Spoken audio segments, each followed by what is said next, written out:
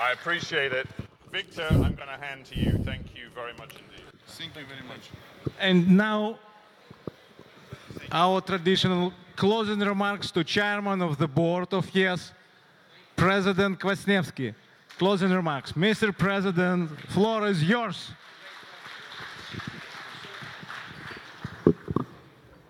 Ladies and gentlemen, dear friends, I understand we have 1 minute for our guest. We spent fascinating 2 days. I have to say, as usual, but maybe this year was very special because we decided to discuss much more, to focus our attention on the questions of the future, of the next generation of everything. And I'm sure that because of the fantastic list of speakers, participants, panelists, specialists, experts, politicians, etc., we achieved this goal. We really discussed very deep and very wide the question of coming future in the very complicated time, in very complicated situation. I have some my own experience with such long-term prognosis, and I want to, if you allow me, I want to tell you such story. It was beginning of my political career. I was like these young leaders, quite young, much younger as Prime Minister because I was only 30, and it was communist time in Poland, and it was communist government, of course, and I was Minister for Youth and Sport, and it was my first meeting of the government. I received something around 10 kilograms of documents. I tried to read all these documents, what was impossible, so I felt not so good that I don't know everything about documents prepared for this meeting. But the main topic of this meeting was information of the Minister of Telecommunication of Poland, famous professor who studied in Germany, about the title of this program was a strategic program of development of Polish telecommunication. Of course, he said a lot of important things, but what I remember until now, he said that, and Poland those time was, of course, on the bottom of the list of developed European countries in sense of telecommunication, and he said that if we will develop, according to our plans, our telecommunication, Poland achieve average level of telecommunication, of telephones per person, level of telecommunication in the year 2054. Why I remember this date? Because I realized during this information that when Poland will have average level of telecom, I will be 100 years old. And of course I sweat because this information for me was quite dramatic. You know, for the man who is 30, who is new member of the government, to understand that Poland achieved something when I will average level, not the top level, average level, when I will 100, that was real tragedy. But I learned 2 lessons of this situation. First, it's necessary to be very, very careful with all kinds of prognosis, because really it's difficult to predict everything correctly. But the second lesson, which probably is more important, is that everything is going much faster as we can predict. Everything is changing much quicker as we imagine, etc. And I think after these 2 days of extremely interesting debate of the future, I repeat these 2 lessons to all of you. So be not so sure that everything what we said will fulfill. And second, everything can happen much faster as you can imagine now. Of course, speaking about the future, and of course I will summarize this fantastic and very rich debate because that is impossible, but what I want to underline in this conclusion remarks is 4 questions which in my opinion are the main important factors for the future. I cannot say about the speed, influence of these factors, but I'm sure that these 4 factors will play absolutely crucial role and will define our future. The first are new technologies. I think nobody here has some doubts that we will have this new wave of technological revolution, with artificial intelligence, with other things. And if you want to be prepared for this new era, coming era, is necessary to understand more and more what is going in these new technologies. And if you are business people, if you are decision makers, if you are politicians, it's necessary also to have eyes very open and to analyze all these things, because the consequences of technological revolution to some extent are well known now, but many of, or even mainly, the consequences of these changes are absolutely unknown today. The second element, the second factor, which probably we discussed not enough widely here, is demography. I think the next huge challenge which we will face soon is we have this challenge now, but this challenge will be more complicated next years. If the prognoses are correct, in the year 2050, you will have not only Africa twice bigger as China, what was said here, but we'll have not 7 billion people on the earth, but we'll have something around 12.5 billion people on the earth. And it means that this migration movement, which is a problem for us today, will be much bigger. We'll have migration will be the part of our daily life, will be the part of normal, let's say, and not abnormal situation in many places of our earth. We have a next very important element of demographic situation, is this conflict between wealthy aging societies and demographic explosion in many countries. This situation will create next very deep, sometimes very dramatic consequences. Migration, the problem of conflicts in many regions, the problem of refugees coming from these regions, the question of labor market in wealthy countries, and I think, especially for Ukraine, the question of demography is one of the extremely important for the next period of time. The factor number three is, of course, economy. And I think when we discussed during our meeting very often the question of raising populism, extremism, we didn't say enough strongly that the source of these phenomena are connected very much with the crisis of 2008 and 2009 and the underestimated consequences of this crisis. Inequality is higher as before. Unemployment between young people is bigger as before. The frustration of many people, of many social groups, is much more deeper as before. And having some kind of stability and having, again, growth of the economy, that is good, but absolutely is not enough to stop this wave of frustration and disappointment in the world. I think it is absolutely correct what was said during these days, that today to have good economy is not enough to win the election. To have good economy is not enough to be accepted and supported by the people.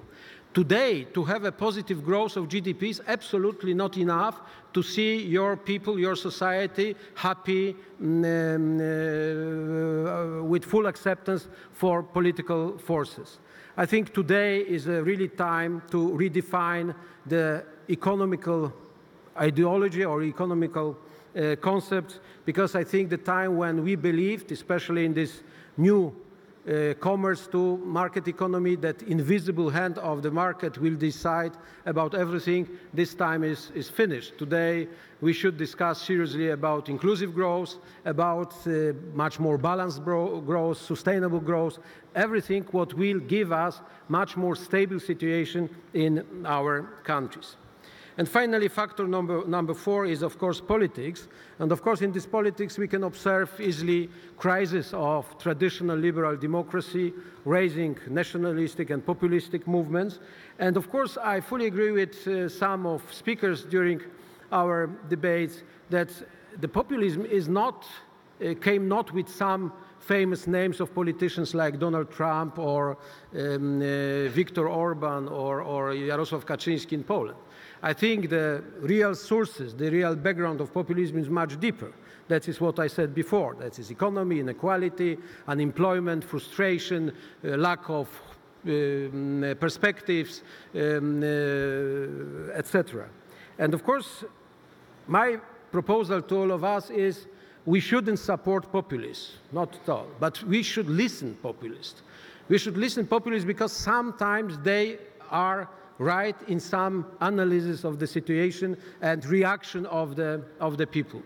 I think if we, on our side, on the democratic side of political landscape, will only eliminate or will not listen these signals which are coming from many regions, from many countries, we will do a big mistake. I think in my country we did such mistake in the last, let's say, five years, having very good growth of the economy, having a lot of successes, and being, frankly speaking, especially for you in Ukraine, success story. Poland is a still success story for our Ukrainian friends. I fully agree with these recipes which were proposed because of the crisis of liberal democracy. And I think today even His Excellency Bono, he loves this horizontal relationships, so I try to make more vertical relationship to him. So Bono is right. We need some good storytellers. We need different language. We need new type of communication with our voters, with our people.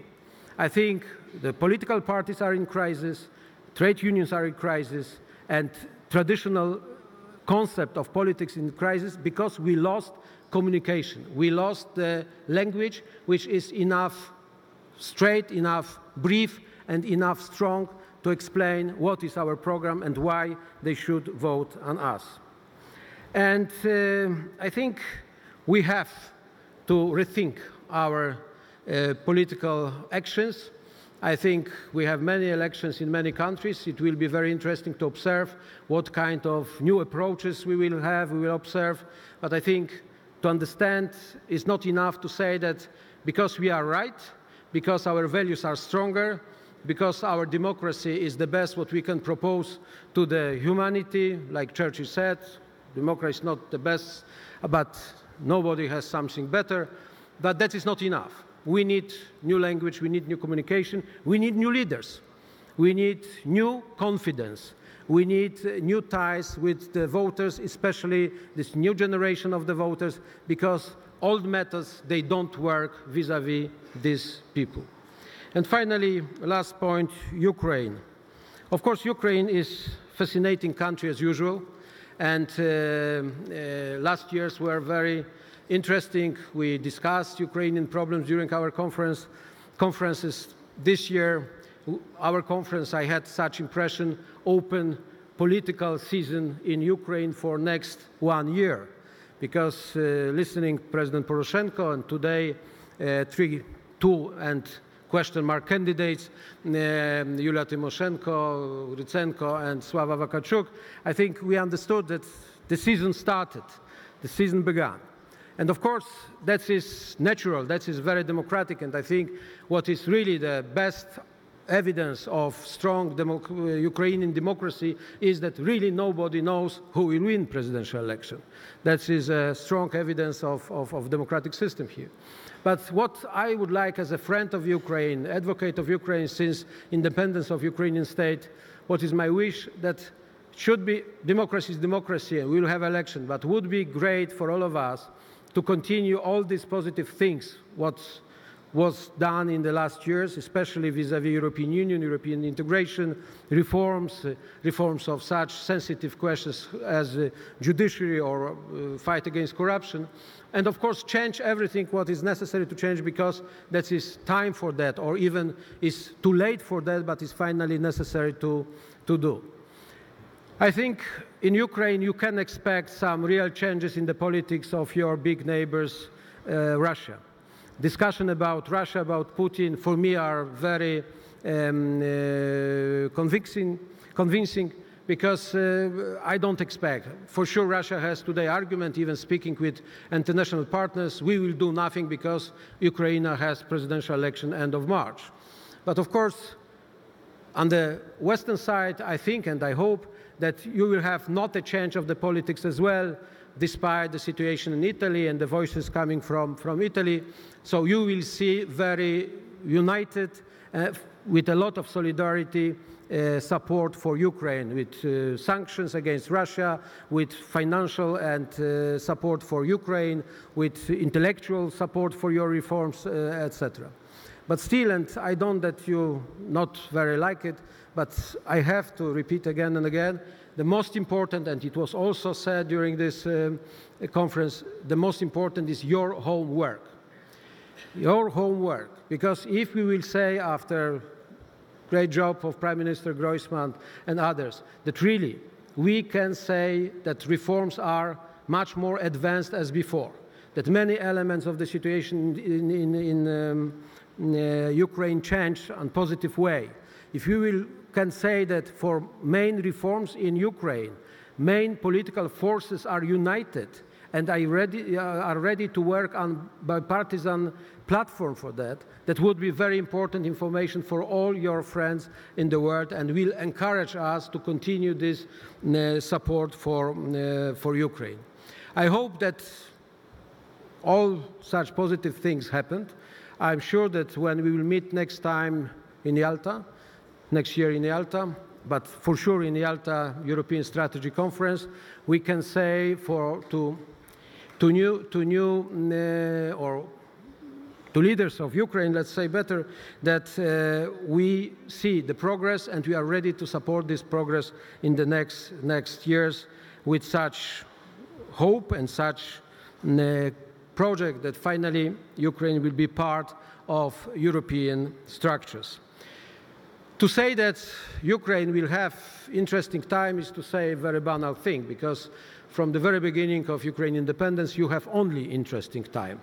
But I would like to add to this interesting time to have good time, to have positive time, to solve the problems and to unite also the people, especially young people, around these main strategic goals for Ukraine, like development, like stability, like peace, first of all, and also European integration. That is my wish to you, and I'm very glad that we spent these 2 days together. And I want first to thank all participants. I want to express my gratitude to all speakers, panelists, to journalists, and finally to founder, and please now applause, to founder and the strongest spirit of our conference, Viktor Pinchuk.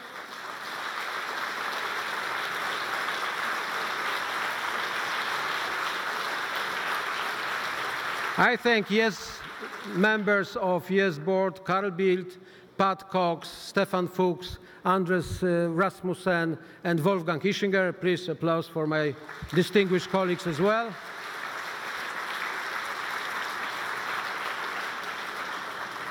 I'm really, again, very, very much impressed by a fantastic job of our moderators, Stephen Zakur, Richard Haas, Farid Zakaria, and Gillian Tett. I think for this quartet, we should offer a little bit stronger applause. More.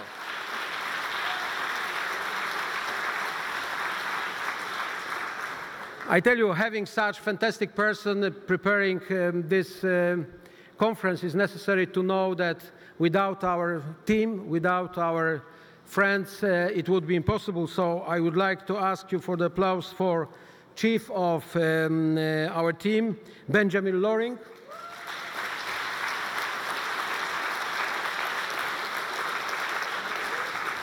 Former Chief of our board and now the best advisor of all of us, Thomas Weje.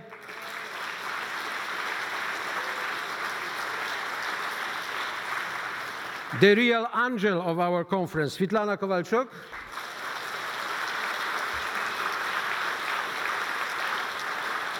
And please applause to Natalia Vovk,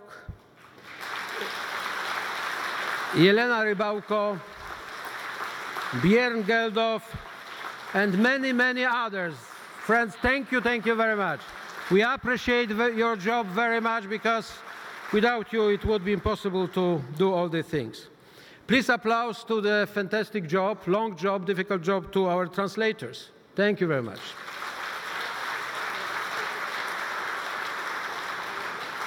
interns who help us also. Thanks. And now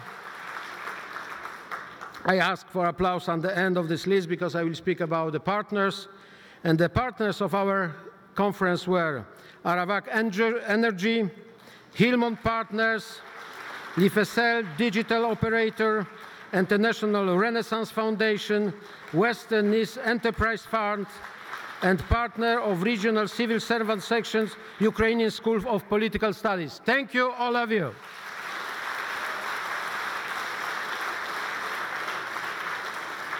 And now, media partners, so important for us because they were here, they observed our discussion, they were very active and critical to some participants, what is good. And I want to thank to Zerkalo Tyżnia, European Pravda, ICTV, Liga Net, Nowe Vremya Strany, Priamy Channel, Radio NV, and the Kiev Post. Thank you very much, dear colleagues.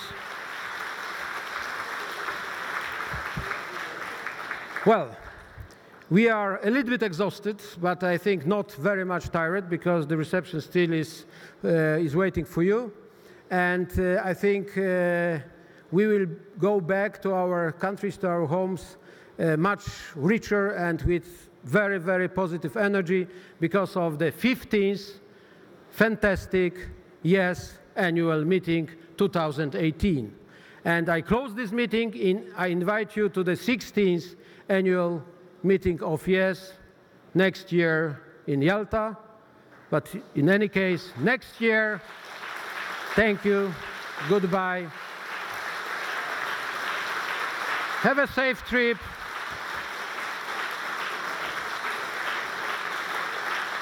And last question, because among all of us, I see a lot of veterans of many, many conferences. I have a question, and please answer to me. Which conference in the world is the best? Ours? Answer is yes. Again, which conference is the best? Yes.